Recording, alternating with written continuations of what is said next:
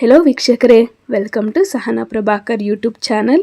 ಇವತ್ತು ನಾವು ನಿಮಗೆ ಬೆಂಡೆಕಾಯಿ ಗೊಜ್ಜು ಯಾವ ರೀತಿ ಮಾಡೋದು ಅಂತ ಹೇಳ್ಕೊಡ್ತಾ ಇದ್ದೀವಿ. ತುಂಬಾ ಸುಲಭ. ಹಾಗೆ ಯಾರೆಲ್ಲ ಇನ್ನು ನಮ್ಮ ಚಾನೆಲ್ನ ಸಬ್ಸ್ಕ್ರೈಬ್ ಮಾಡಿಲ್ಲ, ಪ್ಲೀಸ್ ಸಬ್ಸ್ಕ್ರೈಬ್ ಮಾಡಿ. ನಿಮ್ಮ ಸಪೋರ್ಟ್ ಇದ್ರೇ ನಾವು ಮುಂದಕ್ಕೆ ಹೋಗೋಕ್ಕಾಗೋದು. ಹಾಗೆ ಈ ಬೆಂಡೆಕಾಯಿ ಗೊಜ್ಜನ್ನ ಚಪಾತಿ, ರೊಟ್ಟಿ ಹಾಗೆ ಅನ್ನದ ಜೊತೆ ಕೂಡ ನೆಂಚ್ಕೊಂಡು ತಿನ್ಬೋದು. ತುಂಬಾ ಟೇಸ್ಟಿಯಾಗಿರುತ್ತೆ.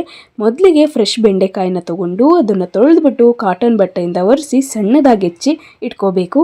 ನಂತರ ಬಾಣಲಿಯಲ್ಲಿ 4 ರಿಂದ 5 ಟೇಬಲ್ ಸ್ಪೂನ್ ಆಯಿಲನ್ನು ಹಾಕಿ ಬೆಂಡೆಕಾಯಲ್ಲಿರುವಂತಹ ಅಂಟು ಹೋಗುವವರೆಗೂ ಕೈಯಾಡಿ ಸ್ವಲ್ಪ ಕಪ್ಪಗಾದ ನಂತರ ಸೈಡಲ್ಲಿ ಎತ್ತಿಟ್ಕೊಂಡು ನಾನಿಲ್ಲಿ ರುಬ್ಬೋದಕ್ಕೆ ಅಂತ ಹೇಳಿ ಅರ್ಧ ಹೋಳು ಕಾಯಿಯನ್ನು ತುರಿದಿಟ್ಕೊಂಡಿದ್ದೀನಿ. ಹಾಗೆ ಉದ್ದುದ್ದಕ್ಕೆ ಹೆಚ್ಚಿರುವಂಥ ಈರುಳ್ಳಿ 1 ಗೆಡ್ಡೆ, ಹಾಗೆ ಸ್ವಲ್ಪ ಕೊತ್ತಂಬರಿ, ನಂತರ ಇಲ್ಲಿ 2 ಟೊಮೊಟೊವನ್ನು ಸ್ವಲ್ಪ ದಪ್ಪದಾಗಿ ಹೆಚ್ಚಿ ಇಟ್ಕೊಂಡಿದ್ದೀನಿ. ಇದಿಷ್ಟನ್ನು ಕೂಡ ನೀಟಾಗಿ ಮಿಕ್ಸಿಗೆ ಹಾಕಿ ತರಿಯಾಗಿ ರುಬ್ಬಿದ್ರೆ ಸಾಕು. ತುಂಬ ಏನು ಸಣ್ಣಗೆ ರುಬ್ಬಬೇಕು ಅನ್ನೋ ಅಂತೇನಿಲ್ಲ. ನಾನಿಲ್ಲಿ ರುಬ್ಬಿರೋ ಹಾಗೆ ನೀವು ರುಬ್ಕೊಂಡ್ರೆ ಸಾಕು. ಈ ಕನ್ಸಿಸ್ಟೆನ್ಸಿಯಲ್ಲಿದ್ದರೆ ನಾವು ಮಾಡುವಂಥ ಬೆಂಡೆಕಾಯಿ ಗೊಜ್ಜು ತುಂಬಾ ರುಚಿಯಾಗಿರುತ್ತೆ. ಇಲ್ಲಿ ನಾನು ಒಗ್ಗರಣೆಗೆ ಅಂತೇಳಿ 10 ರಿಂದ 12 ಎಸಳು ಕರಿಬೇವಿನ ಸೊಪ್ಪು, 1 ಗೆಡ್ಡೆ ಬೆಳ್ಳುಳ್ಳಿ ಹಾಗೆ ಸಣ್ಣದಾಗಿ ಹೆಚ್ಚಿರುವಂಥ ಈರುಳ್ಳಿಯನ್ನು ತಗೊಂಡಿದ್ದೀನಿ. ಬಾಣಲಿ ಬಿಸಿಯಾದ ನಂತರ ಒಗ್ಗರಣೆಗೆ 4 ರಿಂದ 5 ಟೇಬಲ್ ಸ್ಪೂನು ಆಯಿಲನ್ನು ಹಾಕಿ ನಂತರ 1 ಸ್ಪೂನು ಸಾಸಿವೆ ಹಾಗೆ 1 ಟೇಬಲ್ ಸ್ಪೂನಷ್ಟು ಜೀರಿಗೆ, ನಂತರ ಇಲ್ಲಿ ನಾನು ಕರಿಬೇವಿನ ಸೊಪ್ಪನ್ನು ಹಾಕ್ತಾ ಇದ್ದೀನಿ. ಸ್ವಲ್ಪ ಬಿಸಿ ಆದಮೇಲೆ ಸಣ್ಣದಾಗಿ ಹೆಚ್ಚಿರುವಂಥ ಈರುಳ್ಳಿಯನ್ನು ಹಾಕಿ ನೀಟಾಗಿ ಫ್ರೈ ಮಾಡಬೇಕು. ಅದು ಕೆಂಪಗಾದರೆ ಸಾಕು. ನಂತರ ನಾನಿಲ್ಲಿ ಬೆಳ್ಳುಳ್ಳಿಯನ್ನು ಹಾಕ್ಕೊತಾ ಇದ್ದೀನಿ.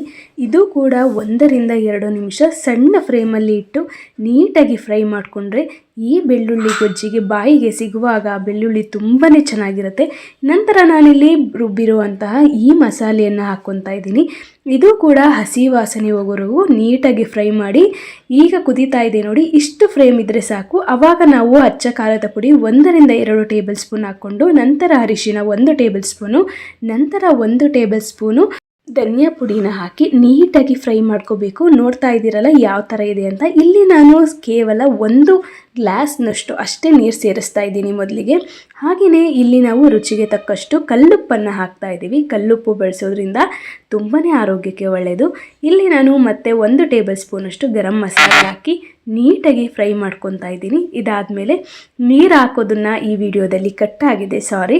ಇದರಲ್ಲಿ ನಮಗೆ ಎಷ್ಟು ಕನ್ಸಿಸ್ಟೆನ್ಸಿ ಬೇಕು ಅಷ್ಟು ನೀರು ಹಾಕಿ ನಂತರದಲ್ಲಿ ಈ ಬೆಂಡೆಕಾಯಿ ಹುರಿದಿಟ್ಟಿರ್ತೀವಲ್ಲ ಇದನ್ನು ಹಾಕಿ ನೀಟಾಗಿ ಕೈ ಆಡಿಕೊಂಡ್ರೆ ಸಾಕು. ನಮ್ಮ ಈ ಬೆಂಡೆಕಾಯಿ ಗೊಜ್ಜು ರೆಡಿ ಆಗೇ ಬಿಡುತ್ತೆ. ತಿಂದ್ಬಿಟ್ಟು ನೀವು ಹೇಳಬೇಕು, ಆಹಾ ಎಷ್ಟು ರುಚಿಯಾಗಿದೆ ಅಂತೇಳಿ. ಯಾರಿಗೆಲ್ಲ ಈ ರೆಸಿಪಿ ಇಷ್ಟ ಆಯಿತು ಮಾಡಿ ಹೇಳಿ, ಟೇಸ್ಟ್ ಹೇಗಿತ್ತು ಅಂತೇಳಿ ಕಮೆಂಟ್ ಬಾಕ್ಸಲ್ಲಿ ಹಾಕಿ. ಇನ್ನೂ ಯಾರೆಲ್ಲ ಸಹನಾ ಪ್ರಭಾಕರ್ ಯೂಟ್ಯೂಬ್ ಚಾನೆಲ್ನ ಸಬ್ಸ್ಕ್ರೈಬ್ ಮಾಡಿಲ್ಲ, ಪ್ಲೀಸ್ ಸಬ್ಸ್ಕ್ರೈಬ್ ಮಾಡ್ಕೊಳ್ಳಿ. ನಮ್ಮ ಈ ಒಂದು ವಿಡಿಯೋಗೆ ಲೈಕ್ ಮಾಡಿ, ಶೇರ್ ಮಾಡಿ, ಹಾಗೆ ನಿಮ್ಮ ಫ್ರೆಂಡ್ಸ್ ಆ್ಯಂಡ್ ಫ್ಯಾಮಿಲೀಸ್ಗೆ ಶೇರ್ ಮಾಡಿ.